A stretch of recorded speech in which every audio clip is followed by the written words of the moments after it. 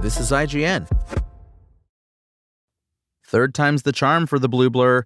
This is your IGN review of Sonic the Hedgehog 3 by A.A. Dowd. Whatever some Paramount Pictures paid to coax Jim Carrey out of supposed retirement, it was worth every penny.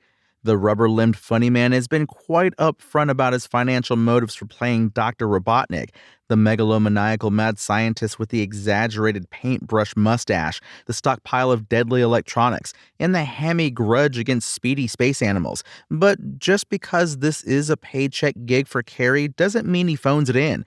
Quite to the contrary, the man behind the mask treats his recurring role as the capering, bloviating nemesis of Sonic the Hedgehog as a license to mug like he hasn't since the heyday of the Genesis. Every time the camera finds Carrey in the Sonic movies, he's doing some tireless shtick, dancing with dorky aplomb, scrunching his face into an expression no other human has ever thought to make, tossing off Grinchian insult asides to nobody. In Sonic the Hedgehog 3, Carrey has finally found a scene partner who can match his freak. It's Jim Carrey. One hook of this latest sequel is that it casts the actor in a dual role, allowing him to play both a returning Robotnik and his distant estranged relative. Watching the comedy legend in these movies already felt like witnessing a one-man show crammed into the margins of an expensive all-ages comedy, which is more true than not when half the other characters on screen are digitally generated using a green screen. But there are stretches in Sonic 3 where it really is just Carrey up there, acting out both sides of a lunatic family reunion. And as it turns out, two of him are better than one. Besides the bug-eyed Robotnik, the people in these movies don't hold much interest.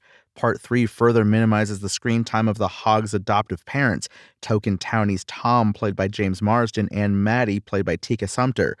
The plot revolves around the introduction of fan-favorite Shadow, who is like an angsty mirror image of Sonic, a brooding anti-hero hedgehog, which feels a little silly saying those words, who escapes from years of government containment, electricity in his eyes, and revenge against humanity on his brain. Voiced in his usual gruff Zen monotone by Keanu Reeves, the character has a tortured backstory. Returning director Jeff Fowler lays it out through soapy flashbacks that supply Shadow with a formative, motivating, even vaguely Wiccan loss. Since when did that spiky-haired, finger-wagging mascot have to deliver a monologue about grief and revenge?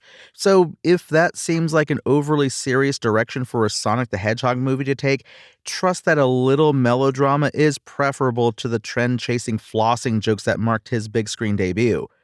Speaking of which, this third movie inches further away from the unsolicited hop redux of the original, and closer to the geeky adventure plotting of a Saturday morning cartoon, a much better fit for the character, and not just because Sonic and friends have raced across that landscape before.